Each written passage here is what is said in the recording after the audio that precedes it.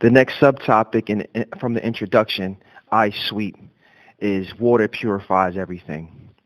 Now, most of the time, people look to different solvents, different solutions, different, soaps and things like that to clean things or, to remove dirt or to remove, any chemicals or things like that.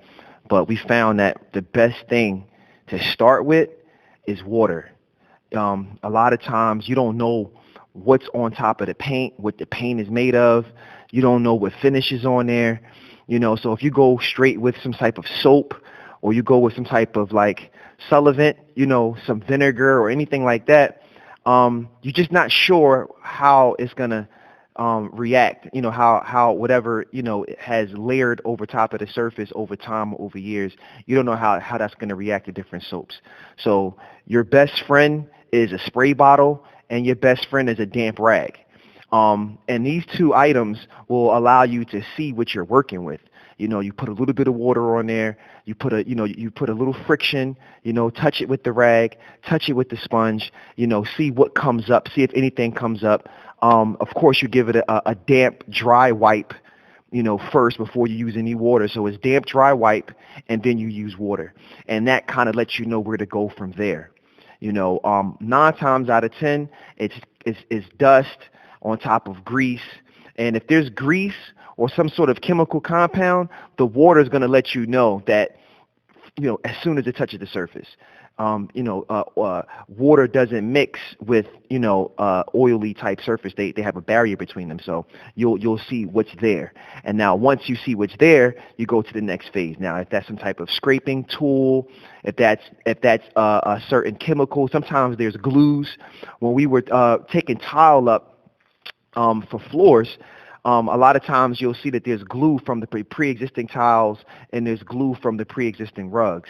Sometimes you can't use water for those type of adhesives or glues, to get to the raw surface, to get to the surface, the bare surface. You need water.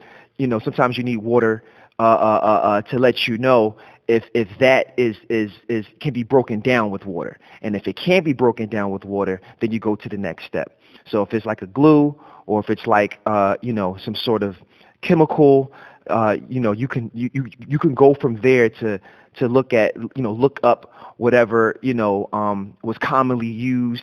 Let's say the floors were put down in the 80s or put down in the 90s. Sometimes they have commercial grade chemicals or commonly used things that would let you know where to start and how to investigate what to use to reverse whatever chemicals.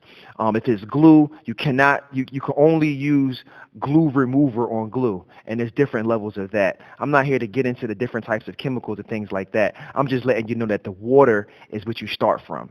And 9 times out of 10, 80%, I want to say 90% of what you come in contact with and getting to your bare surface so that you can start from a nice canvas, water can get you there. Water can purify a lot of those layers, a lot of those dust. It can cut a lot of things down to let you know and see what you're working with.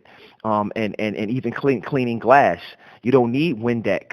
You don't need, sometimes people use vinegar and mix vinegar with water a little bit, but you really just need water in a newspaper, and you'll be surprised. No streaks, really clean. You can get a lot done with just, some water, a spray bottle, and a rag or a newspaper. So I wanted to bring that into the introduction. And it's important that before you build and before you start to embellish or before you begin to design, you have to start from a clean canvas.